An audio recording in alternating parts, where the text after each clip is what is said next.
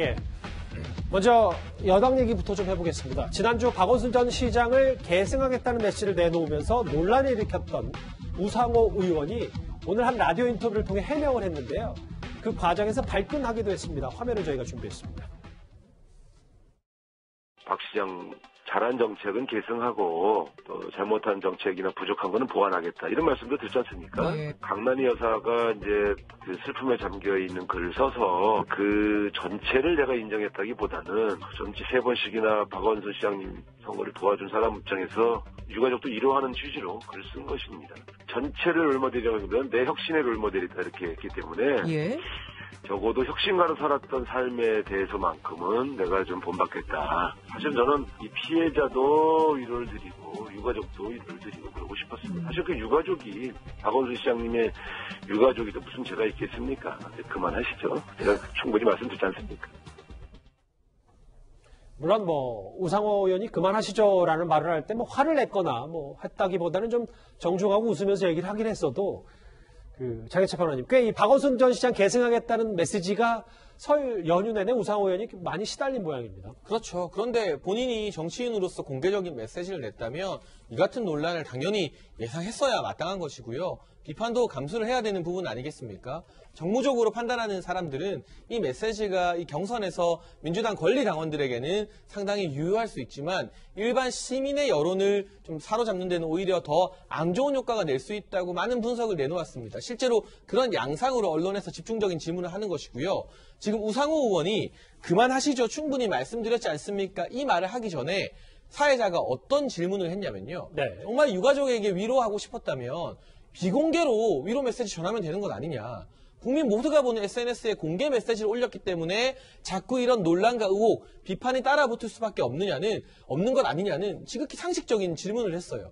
상당히 맞는 이야기인 것 같습니다. 정말로 우상호 의원이 피해자에게도 위로를 전하고 싶고 또 유가족에게도 본인이 어떤 인간적 도의 때문에 위로를 전하고 싶다면 최소한 유가족에게 굳이 SNS 공개가 아니라 직접 찾아가거나 아마 제3의 라인들이 충분히 있을 겁니다. 그 측근들을 통해서 진심 어린 위로의 마음을 전하면 될 것을 이걸 SNS를 통해 공개했다는 건 그때부터 이제 서울시장 후보의 정치적 메시지가 되는 것이거든요. 알겠습니다. 그 부분에 대해서 그만하시죠라고 이 인터뷰에서는 답변을 회피할 수 있어도 서울 시민들, 국민들의 물음에는 답변을 회피할 수 없을 것으로 보입니다. 글쎄요. 오늘 오전 우상호 의원의 해명에도 불구하고 야권에서는 계속해서 비판을 이어가고 있는데요. 저희가 여성단체 목소리까지 한번 모아봤습니다.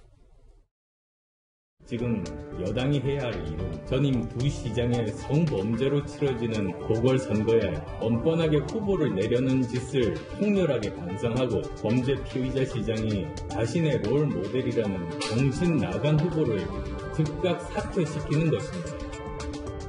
기자순 성폭력 피해자에게 진심으로 사죄하고 서울시장 후보 사퇴하라. 안철수 대표는 정신 나갔다라는 격양된 반응까지 내놓고 여성단체 얘기를 하는데 이 논란이 쉽게 가라앉으려면 어쨌든 우상호 의원도 추가로 또 메시지를 내놔야 되는 겁니까? 어떻게 좀 받아들였는데요? 사실은 지금 우상호 의원이 본인이 충분히 설명을 했다고 봅니다. 왜냐면 박원순 시장의 특정 문제가 됐던 행위를 옹호하고자 하는 건 아니고 분명히 그 부분에 대해서는 잘못한 부분이라고 여러 차례 얘기를 했어요. 그리고 또 피해자에 대해서는 20여 차례 이상 본인이 위로의 말을 전하기도 했고요. 근데 다만 본인이 따르고 싶었던 건 박원순 서울시장의 정책 그 자체는 계승하겠다는 겁니다. 그러니까 박원순 시장의 어떤 비행위가 있었다면 그 비행위하고의 과거는 과감하게 단절을 하되 계승할 부분, 잘한 부분이 있다면 그 부분을 승계하고자 하겠다. 이런 거는 정치인으로서 정책에 관한 본인의 입장을 표명하는 거기 때문에 굉장히 자연스럽고 당연한 거거든요. 공과 과는 나누자. 그렇습니다. 그리고 더더군다나 박원순 시장이 어떻게 보면 여러 면에서 여러 부분에 많은 영향을 미친 사람입니다. 최초의 삼선 서울시장이기도 하고요. 그렇죠. 그렇다 보면 그 부분에 관해서 어떤 부분은 다시 한번 재평가를 통해서 아니면 재평가 이전에 그 정책의 승계를 통해서 그 정책의 정당성을 충분히 설명할 부분이 있는 거예요. 그래서 그런 입장을 충분히 표명했기 때문에 이와 관련해서 더 이상 어떤 입장을 더 내놔야 될지는 저도 솔직히 잘 모르겠습니다. 알겠습니다. 서울시장 얘기를 좀 하고 있는데 관련해서 속보 하나가 들어왔습니다. 한번 만나볼까요? 안철수 대표와 금태섭 전 의원이 3일 뒤 오는 18일에 TV 토론을 열기로 합의를 했습니다.